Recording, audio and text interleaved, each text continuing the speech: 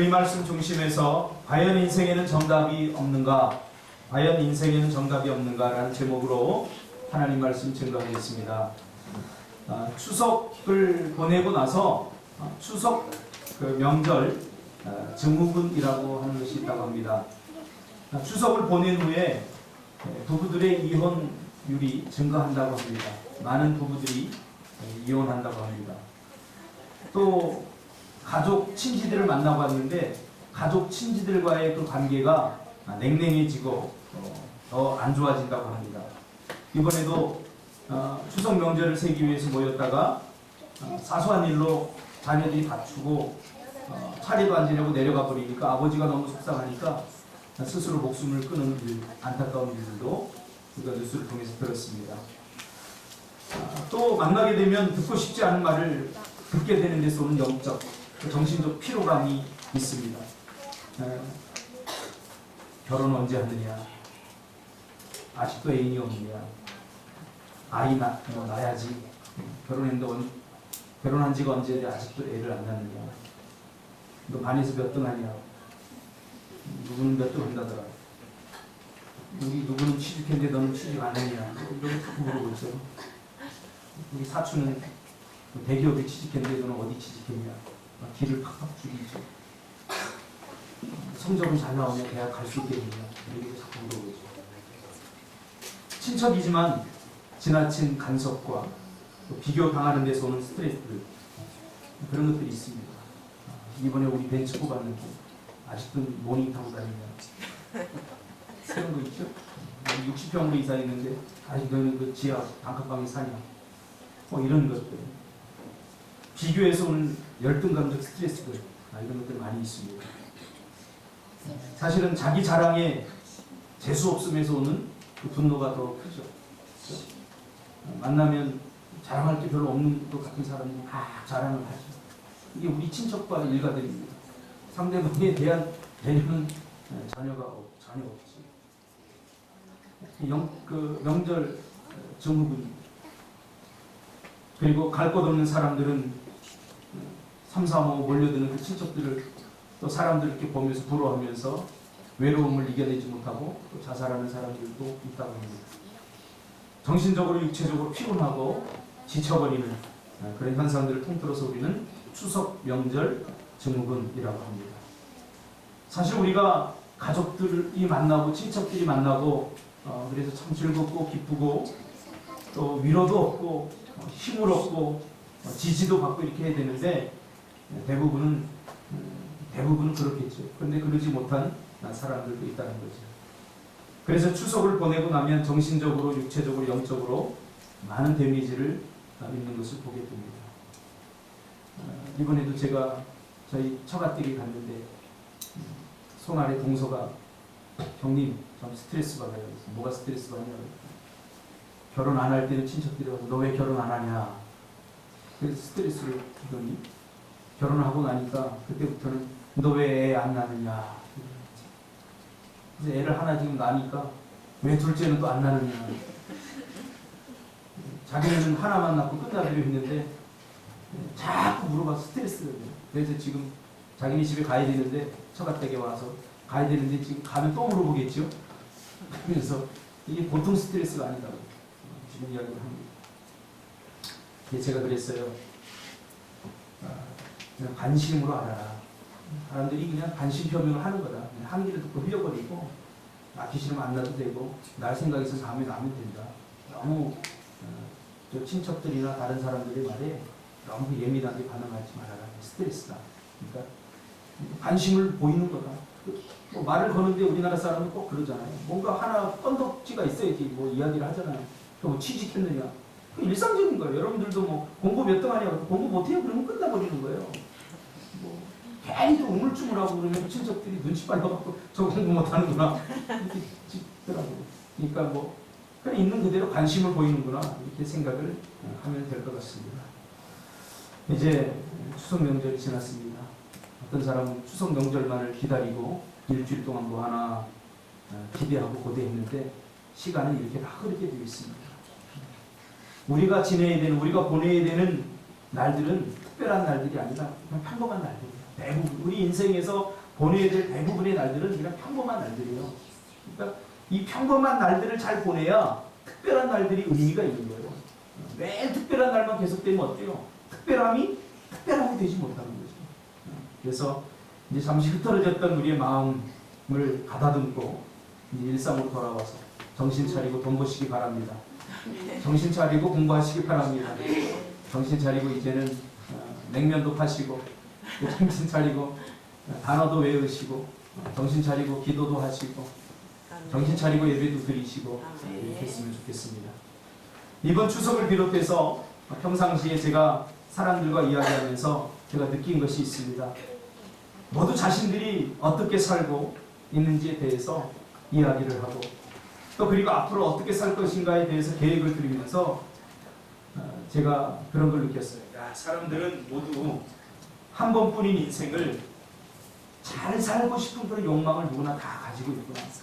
그 사람이 잘 사든 못 사든 부자든 가난하든 공부 잘하든 못하든 사람들의 마음속에는 모두 인생을 잘 살고 싶은 그런 욕망을 다 가지고 있구나. 그런 생각을 제가 하게 되었습니다. 그런데 안타까운 것은 그런 마음을 갖고 있음에도 불구하고 한결같이 어떻게 사는 것이 잘 사는가, 인생을 잘 사는가에 대한 결론을 어떻게 내냐면 정답이 없다는 거예요. 정답이 없어요. 어떻게 사는 것이 인생을 잘 사는 거야? 이번에도 손아래 동서와 저희 장인 어른과 이렇게 이야기를 하면서 다 잘 살고 싶다는 거예요. 제가 가만히 요약해 보니까 인생 잘 살아야 되지 않느냐. 그러면서 자기가 살아가는 것 이야기하고 또 자기가 앞으로 미래에 어떻게 살 것인가에 대한 이야기를 하는데 내리는 결론이 뭐냐면 정답이 없다는 거예요. 정답. 그러니 그냥 자기가 하고 싶은 대로 사는 것이 잘 사는 것이 아니겠는가 하는 생각을 가지고 있더라는 거지. 모든 것이 자기 선택이고 자기 자유입니다. 그러니까 자기가 하고 싶은 대로 사는 것이 자기가 하고 싶은 대로 하면서 사는 것이 잘 사는 것이다. 한마디로 인생에는 정답이 없다. 그런 이야기들을 제가 많이 듣게 되었습니다. 그런 이야기를 하면서 또 하나 갖게 되는 안타까움은 모두가 후회 없을 만큼 잘 살고 싶은데 어떻게 사는 것이 잘 사는 것인지에 대해서는 정작 모르면서 잘 살기를 원한다는 거예요. 야, 인생 잘 살고 싶어. 그런데 그런 마음은 다 갖고 있는데 그러면 어떻게 사는 것이 잘 사는 거냐? 이렇게 물어보면 그거에 대한 답은 가지고 있지 않다는 거죠. 그러니까 얼마나 논리적인 모순입니다. 그러면서 예수 믿는 사람들도 그럴 수 있겠다 싶더라고요. 신앙생활 잘하고 싶은데 어떻게 하는 것이 잘하는 것인가? 모르고 신앙생활 하는 것처럼 끔찍한 일은 없겠다. 이런 생각을 제가 하게 되었습니다. 잘 살고 싶은 마음을 가지고 있는 것과 정작 그 사람이 잘 살고 있는 것은 별개의 문제입니다. 여러분 여기 다 물어보세요. 잘 살고 싶지 않은 사람이 어디 있겠습니까? 다 잘 살고 싶죠. 공부 못하고 싶은 사람이 어디 있겠습니까? 공부 다 잘하고 싶어요. 그런데 정작 중요한 것은 그런 마음을 갖는 것과 그런 간절한 기대를 갖는 것과 정작 내가 잘 살고 있느냐라고 질문했을 때에 대한 그 답은 다를 수 있다는 거죠. 그러면서 가만히 제가 생각해 봤어요. 아, 이것이 예수 믿지 않는 사람들의 한계구나.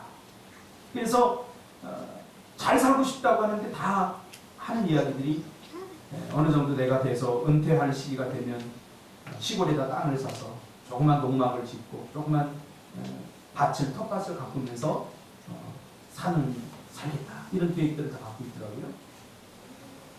그렇게 사는 사람들이 사실 그렇게는 많지는 않습니다. 우리 인생 내 마음대로 내 뜻대로 잘 안 되거든요. 다 그런 생각을 갖고 있어요. 제가 이야기를 나눠보니까 전부 다 노년이 되어서 시골 가서 살고 싶다는 거예요. 근데 그냥 시골 가서 살고 싶은 것이지 그것이 행복한 삶인가 그것이 좋은 삶인가에 대한 것들은 잘 생각하지 않고 있더라고요. 그러면 도시에 사는 사람은 다 불행한 사람입니까? 이 인생의 의미와 행복에 대한 의미를 모르고 장소 이동하고 공간 이동하고 그렇게 한다고 행복해지는 건 절대 아니라는 거죠. 잘 살고 싶다고 해서 다 잘 살게 되는 건 아니라는 거죠. 성경은 어떻게 사는 것이 잘 사는 것인가에 대해서 분명하게 말하고 있지 않습니까? 어떻게 사는 것이 잘 사는 것인가? 세상 사람들은 그 기준을 정하지 못하고 말해주지 않아요. 그래서 그냥 네 마음대로 살아라. 그래요. 자기가 하고 싶은 대로 살아라. 그렇게 이야기를 해요. 근데 성경은 어떻게 사는 것이 잘 사는 것인가에 대해서 분명하게 이야기를 해주고 있어요. 그건 뭐냐면 하나님의 뜻대로 사는 것이 잘 사는 것이다. 어떻게 사는 것이 잘 사는 것이라고요? 하나님의 뜻대로 사는 것이 인생 잘 사는 것이다. 그렇게 말하고 있다고요. 저는 노년이 되어서 퇴직을 하고 많은 돈을 가지고 시골에 가 살면서도 여전히 허전하다. 여전히 두렵다. 여전히 불안하다. 그러면서 행복하지 못한 채 살아가는 사람들을 많이 봤어요. 어제도 어떤 분하고 제가 시골에 있는 분하고 이렇게 통화를 하는데 제가 이제 10월 6일날 5일날 6일날 집회를 가서 집사님한테 전화가 왔어요. 이야기를 하는데 학교 선생님을 하다가 퇴직을 했어요. 퇴직연금이 뭐 교장 선생님까지 했으니까 퇴직연금이 뭐 한 400, 500만 원 이렇게 나온다는 거예요. 집도 좋은 거 시골에 경치 좋은 데 이렇게 지어놓고. 근데 이 집사님이 며칠마다 이렇게 찾아가서 이야기를 해보면 결코 행복해 보이지 않다는 거예요. 이 사람이 뭘 하고 있는가 잘 모르겠다는 거예요. 아침에 일어나서 그냥 이렇게 걸어 다니다가 점심 먹고 또 나와서 또 산책하다 저녁 먹고 그러다 자고. 그러니까 이분이 한 1년을 시골 생활하고 나서 고백하기를 뭐라고 고백하냐면 야 내가 지금 뭐 하는 짓인지 모르겠다고 그러더라고요. 내가 뭐 하는 짓인지 모르겠다. 심지어 교회를 다니고 예수 믿는 사람들 가운데도 인생에 자기 계획은 있는데 하나님의 계획에는 관심이 없고 하나님의 뜻대로 살려고 하는 사람이 그리 많지 않다는 것을 발견하게 됩니다. 그러니까 예수 믿어도 교회 다녀도 세상 사람들과 별반 다르지 않는 그런 인생의 계획과 그런 뜻들을 가지고 있는 거죠. 잘 살고 싶다고 해서 잘 살게 되는 것이 아님을 빨리 깨달아야 됩니다. 좋은 계획이 좋은 인생을 만드는 것이 절대 아닙니다. 계획을 좋게 멋지게 세운다고 그 사람의 인생의 미래가 좋아지나요? 결코 아니에요. 그렇게 된다면 우리가 계획을 멋지게 좋게 잘 세워야 돼요. 중요한 것이 무엇인지 아십니까? 중요한 것, 우리가 깨달아야 돼요. 인생을 정말 잘 살려면 우리 인생이 내 마음대로 내 뜻대로 안 된다는 것을 먼저 인정해야 돼요. 여기서부터 잘 사는 인생이 시작이 되는 거예요. 잠언 16장 9절에 보니까 사람이 마음으로 그 길을 계획할지라도 그의 걸음을 인도하시는 이는 여호와시니라.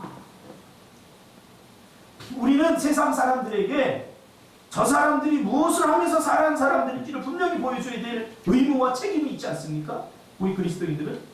근데 세상 사람들이 우리 예수 믿는 사람들을 보고 야, 저 사람들 뭐 하는 사람인가? 요즘 잘 구분을 못해요.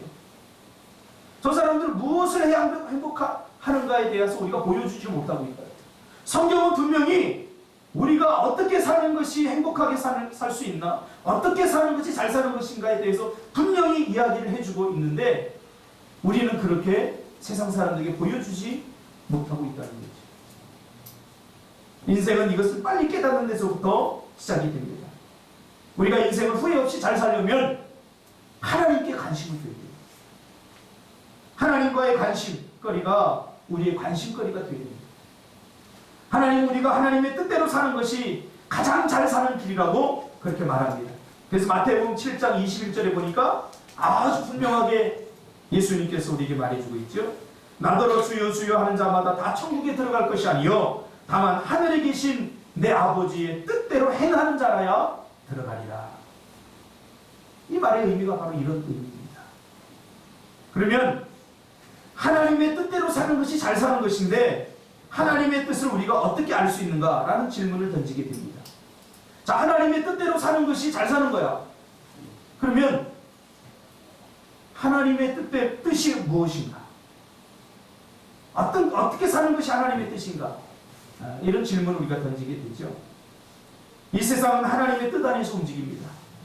해가 지고 해가 뜨고 봄, 여름, 가을, 겨울 이 모든 자연의 이치 그것이 하나님이 정해놓은 뜻 안에서 모든 것이 움직여지는 거죠. 그냥 우연히 태양이 움직이고 우연히 아침이 생기고 우연히 저녁이 되고 우연히 봄이 오고 우연히 저녁이 오고 그런 게 아니에요.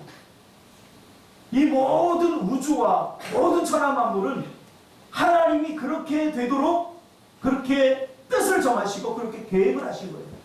그래서 하나님의 뜻과 그 계획 안에서 지금 모든 우주가 그리고 피조물들이 움직이고 있는 거죠. 그래서 하나님께서 천지를 만드시고 나서 뭐라고 했어요? 둘째 날을 제외하고는 내가 보니 참 아름답다. 하나님이 보시기에 좋았더라. 하나님이 보시기에 좋았더라.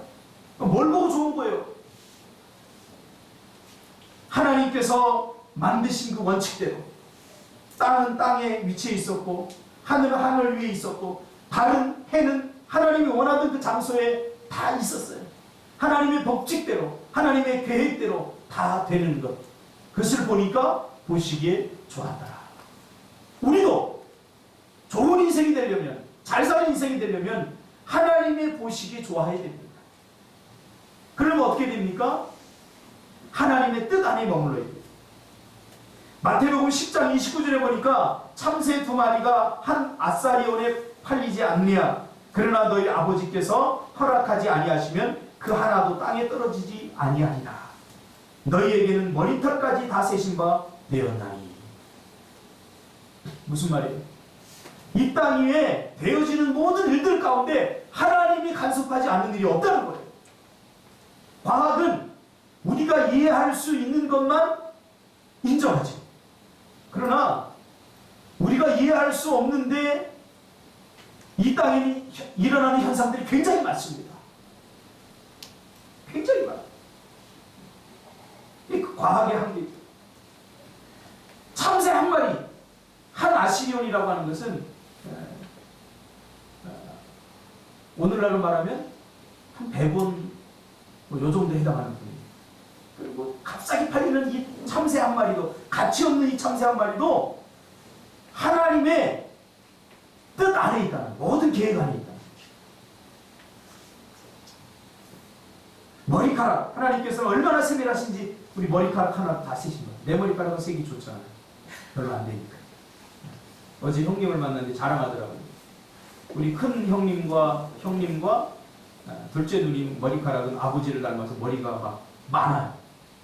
그래서 막 지금도 50이 넘었나? 그런데 지금도 머리 자르러 가면 머리를 막 솟는데, 나는 머리 솟으려고 그러면 이 사람이 정신이 있나 머리카락 몇 개 없는데, 그런데 이 머리카락 하나까지라도 다 세심받았다는 하나님께서. 우리의 일거수일투족, 우리의 되어지는 모든 삶의 현장 가운데 하나님께서 다 개입해 계신다는 거예요. 그래서 하나님의 뜻을 모르면 불안하게 되어 있습니다. 염려하게 되어 있습니다. 걱정과 근심, 염려의 무게에 눌려서 살게 되어 있습니다.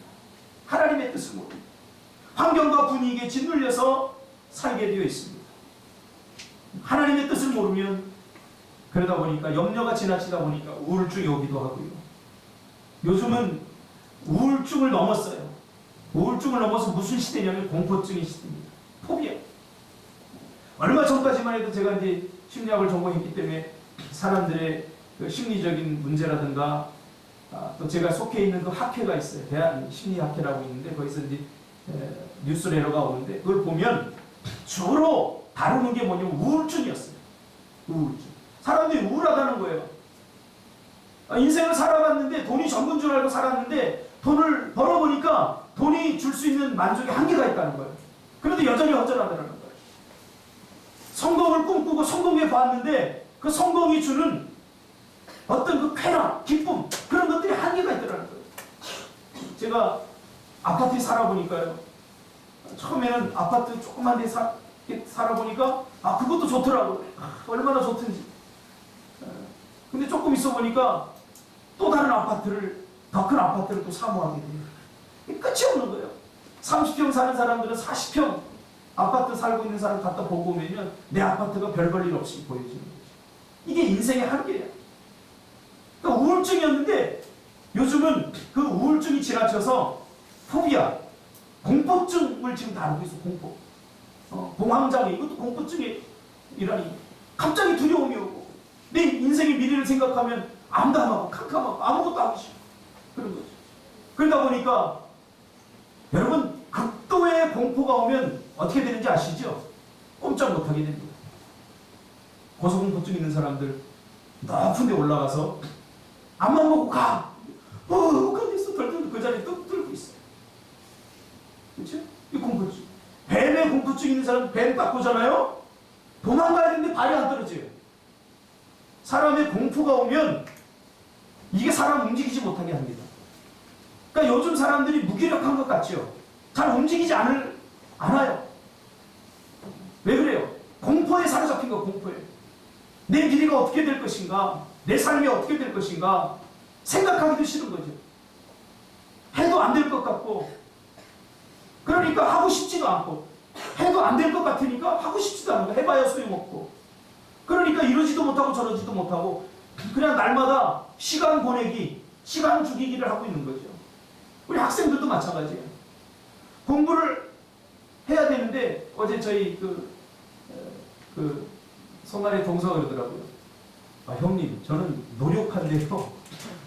노력하는데 공부를 정말 열심히 했는데 성적이 안 올랐어요. 그래서 제가 좋은 대학 가지 못했어요. 그런 얘기를 하더라고요. 근데 무서웠던 게 뭐냐면, 공부를 열심히 하면 성적이 좋아야 되잖아요.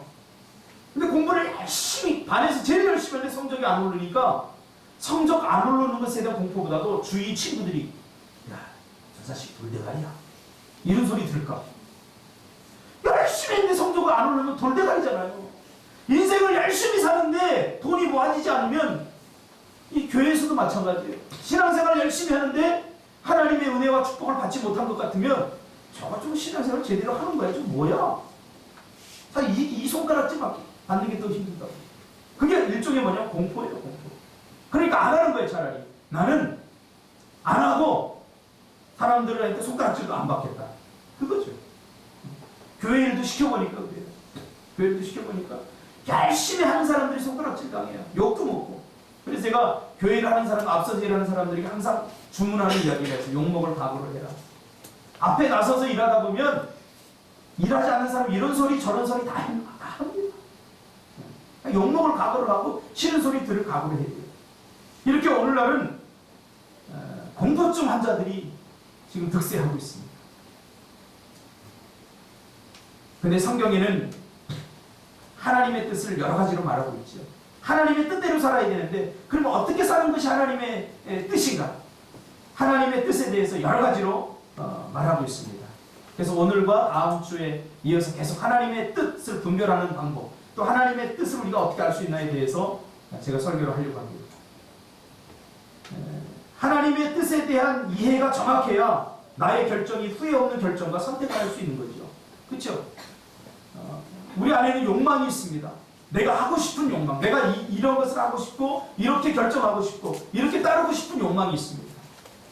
그러나 그 욕망 이전에 우리가 따라야 할 길이 있습니다. 그게 뭐죠? 하나님의 뜻이 있죠. 이 하나님의 뜻대로 알아야 우리가 잘 살 수 있게 되는 거, 행복하게 살 수 있게 되는 거죠.